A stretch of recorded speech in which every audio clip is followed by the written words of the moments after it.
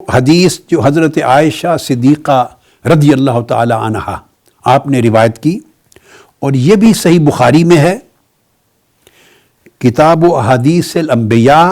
یہ بک ہے بخاری کی، باب حدیث الغار، حدیث کا نمبر ہے 3474 3474۔ اور پھر یہ حدیث بعد میں دوبارہ امام بخاری نے کتاب الطب میں بھی روایت کی ہے۔ حدیث میں ام المومنین عائشہ صدیقہ رضی اللہ تعالی عنہا فرماتی ہیں، حضور علیہ الصلوۃ والسلام نے فرمایا لیس من احد یقع الطاعون۔ اب یہ کوارنٹین کی بات اس میں ہو رہی ہے، سیلف آئسولیشن کی، کہ کسی سے میل ملاقات، باہر آنا جانا، اجتماع اور گیدرنگ میں جانا بند کر دیا جائے اور گھر میں اپنے آپ کو محصور کر لیں۔ تو آقا علیہ السلام نے فرمایا جب طاعون واقع ہو جائے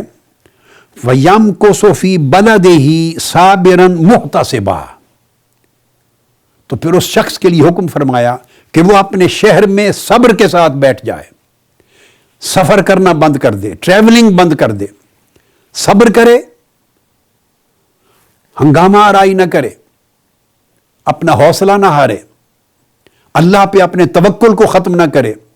ڈپریس نہ ہو جائے، صبر کرے۔ ایک مرض ہے، تکلیف ہے، آئی ہے، انشاءاللہ کٹ جائے گی اگر اس کا علاج کیا گیا یا احتیاطی تدابیر کو بھرپور طریقے سے اڈاپٹ کیا گیا اور اللہ رب العزت سے مدد طلب کی گئی تو اللہ کی مدد آئے گی، الٹیمیٹلی وقت کٹ جائے گا۔